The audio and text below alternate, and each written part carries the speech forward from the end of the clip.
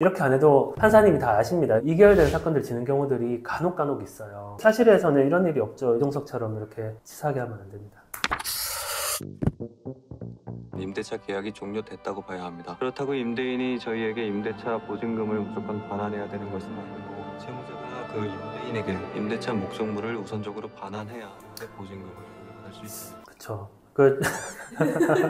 이게 이런 경우가 많아요. 되게 단순한 사건이면 괜찮은데 권리관계가 여러 가지 복합적으로 연관되어 있는 경우는 저희가 설명을 드리는데 잘 설명하시는 분이 있고 설명 못하시는 분이 있더라고요. 가급적이면 저 같은 경우도 가장 쉬운 말로 법률적인 용어 쓰지 않고 설명드리는데 여기도 나름 잘 설명을 해주시긴 했는데 그것 때문에 소송 취하게 돼서 그러는 거죠? 아니요, 취하 안 할 건데요.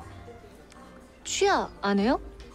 이런 경우가 실제 팩트 사실에서는 이런 일이 없죠. 뭐 어떤 얘기냐면은 그 소송을 진행하고 있는데 동일한 건에 대해서 대법원 판례가 나왔고 그 대법원 판례에 따르면 이제 소송을 지게 생긴 그런 상황인데 대법원 판례를 언급하지 않고 그냥 판결 받겠다 뭐 이런 내용이더라고요. 그 대법원 판례에 따르면 이길 수 없기 때문에 소취하를 해야 되고 소취하를 하는 이유는 패소 판결을 받으면 그 소송 비용을 부담을 해야 되기 때문에 질게 확실한 사건에 대해서는 그냥 소취하를 하거든요. 그래서 이제 소취하를 해야 되는 거 아니냐 그랬더니 소취 안 한다. 그냥 판결 받겠다. 이거는 재판부가 새로운 대법원 판결을 모르고 승소 판결을 해주는 걸 기대해 보겠다 약간 이런 건데 실제로 그런 경우가 없죠. 판사님들이 대법원 판례 나오면 다 아는데 그래서 이 사건을 계속 유지를 했으면 소송은 당연히 지는 게 정상입니다. 소취하는 게 맞습니다.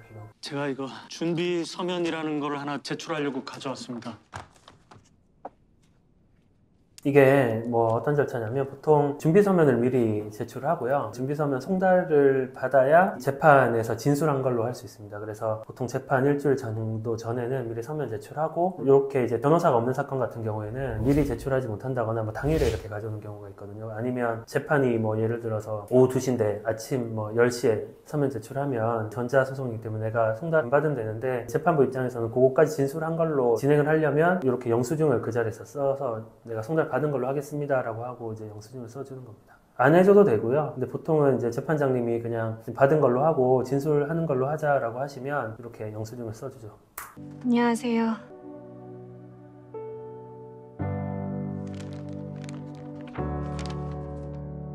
그러니까 지금 보니까 대법원 판례를 갖다 준 것 같거든요. 이렇게 안 해도 판사님이 다 아십니다. 이거 주장을 안 해도 판사님이 판례를 알고 계시기 때문에 민법은 기본적으로 변론주의라고 해서 각자가 주장한 거 안에서 판단을 하거든요. 그래서 이종석 같은 경우는 상대방이 주장을 못하면 질 테니 가만히 있겠다 이렇게 얘기를 한 거고 그걸 보니 다른 이제 변호사님께서는 그 집을 굳이 찾아가가지고 대법원 판례를 줬고 그래서 이 대법원 판례를 내는 그런 장면인데 이렇게 하지 않더라도 저희가 보면 변호사 없는 사건들 이제 대리인 없는 사건들을 보면 2개월 된 사건들 지는 경우들이 간혹 있어요. 그러니까 이 사람이 이걸 주장하면 이기고 이걸 주장을 하지 못해서 지고 근데 변호사가 있으면 당연히 그 주장을 할 텐데 변호사가 없으니까 이제 그 주장을 안 하는 거거든요. 그러면 판사님이 직접적으로는 절대 말을 못하니까 간접적으로 이렇게 힌트를 주시고 아니면 변호사 좀 선임해서 주장 정리해서 오라 이렇게 말씀하시는 판사님도 계세요. 근데 이렇게 명확하게 반대되는 대법원 판례가 나오면 판사님께서는 이 부분에 대해서는 성명을 아마 명하셨을 겁니다. 그래서 그 주장을 정리하고 대법원 판례가 나왔으니 그 부분에 대해서 한번 확인하고 주장 한번 하셔라 아마 이렇게 얘기하시지 않았을까 싶어요. 이종석처럼 이렇게 치사하게 하면 안 됩니다. 열 많이 받았네요. 열 받으면 안 되지.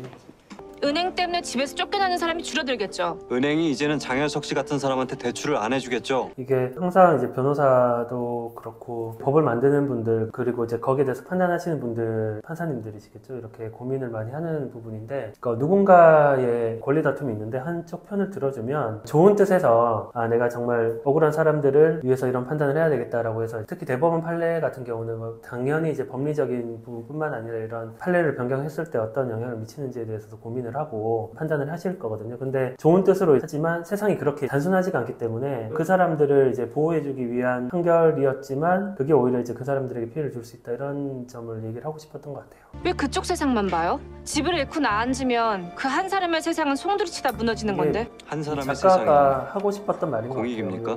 법이라는 게 갑자기 하늘에서 뚝 떨어지는 게 아니라 뭐 여러 사람들의 이런 권리관계나 이해관계를 다 고민을 해서 법을 만들고 그 법에 따라서 또 해석도 그렇게 이루어지는 거거든요. 그래서 어떤 측면에서 봤을 때 이게 너무 잘못된 법이다, 이게 잘못된 판단이다 라고 생각할 수 있는 거라고 하더라도 이걸 바꿔버리면 그러면 누군가 이제 피해를 보게 되잖아요. 그러면 그 사람은 그 피해를 보지 않기 위해서 또 다른 방법을 찾겠죠. 뭐 이건 좀 더 깊은 얘기지만 돈을 빌리면 갚아야 되는 게 당연한 거거든요. 근데 돈을 빌려서 갚지 못하는데 그 갚지 못한 사정을 봐서 이래서 는 안 갚아도 된다라든지 뭐 청구할 수 없다라고 하는 거는 기본적으로는 저는 맞지 않는 거 아닌가 그렇게 생각합니다.